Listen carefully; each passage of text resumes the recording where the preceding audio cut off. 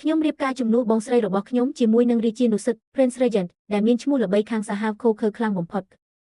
សង្ហាខ្លាំងណាស់អូមែនហើយបងស្រីខ្ញុំជាមនុស្សគោខ្ញុំត្រូវធ្វើពុតជាគោដែរឬថាព្រះនាងធ្លាប់មានជំងឺធ្ងន់ធ្ងរម្នាក់កាលពី3ឆ្នាំមុនរហូតមកដល់ពេលនេះមិនអាចនិយាយស្ដីបានទៀតឡើយគិតទៅ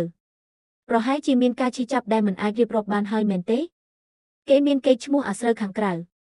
ប្រហែលជាមិនមែនមានចំណងចំណូលចិត្តអាក្រក់ដែលមិនអាចឲ្យគេដឹងបាននោះទេដឹងប៉ុន្តែខ្ញុំធ្លាប់ប្រមុខថាទោះបីជាមនុស្សដែលមិនអាចនិយាយស្ដីបានក៏ដោយគេយ៉ាងហោចណាស់ក៏អាចបញ្ចេញសំឡេងក្រហមឬក្នុងបំពង់ក៏បានខ្លះដែរគេប៉ុណ្ណឹងគឺគ្រប់គ្រាន់ហើយគេមានពាក្យចាំអារម្មណ៍ថាភរិយាទាំងពីររូបមុនរបស់ព្រះអង្គម្ចាស់សេនាប្រមុខសុទ្ធតែបានសោយទីវង្គតយ៉ាងទាន់ហន់នៅរាត្រីផ្សំដំណេកលើកនេះព្រះអង្គបានមកស្ដីដណ្ដឹងបងស្រីរបស់ខ្ញុំម្ដងគេនិយាយថាកាលពីប៉ុន្មានឆ្នាំមុនពេលដែលព្រះអង្គធ្លាក់ខ្លួនក្របងស្រីរបស់ខ្ញុំធ្លាប់បានមើលងាយនឹងធ្វើបាបព្រះអង្គនៅកណ្ដាលផ្លូវស្លាប់ហើយអ្នកដែលត្រូវស្លាប់យ៉ាងទាន់ហន់នៅរាត្រីផ្សំដំណេកជាលើកទី3នេះប្រកាសជាខ្ញុំហើយមិនខានខ្លាចណាស់បើអូនមិនស្រួលខ្លួនប្រាប់បងមកណាតួអង្គរបស់ខ្ញុំជាមនុស្សគោនិយាយមិនកើតតើឲ្យខ្ញុំប្រាប់ព្រះអង្គយ៉ាងម៉េចទៅប្រាប់ដោយប្រើជីវិតមែនទេ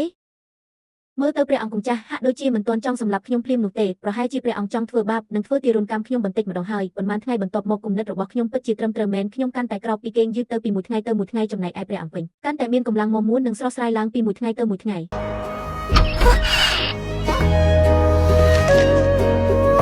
យើងទើបតែរៀបការមិនទាន់បានប៉ុន្មានផងបែរជាធ្វើឲ្យព្រះជាយាមមានការសង្ស័យទៅវិញនេះជាកំហុសរបស់បងហើយ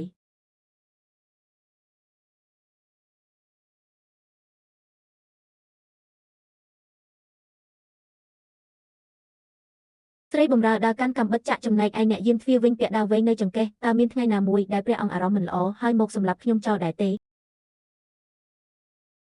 ទូឯកស្រីសរសេរអក្សរសួរស្រីបម្រើមិនឃើញព្រះស្វាមីប៉ុន្មានថ្ងៃហើយតើព្រះអង្គមានការរវល់អ្វីមែនទេស្រីបម្រើព្រះអង្គម្ចាស់ទទួលបានរាជបញ្ជាឲ្យទៅបំពេញការងារនៅក្រៅរាជធានីឬថាព្រះអង្គរងរបួសហើយឥឡូវនេះបានបាត់ការតាក់ទងអស់រយៈពេល2ថ្ងៃហើយម្ចាស់កត្រីព្រះអង្គម្ចាស់មិនក៏និយាយថាបងរងរបួសមើលទៅព្រះជាយាហាក់ដូចជាសប្បាយចិត្តណាស់មែនទេ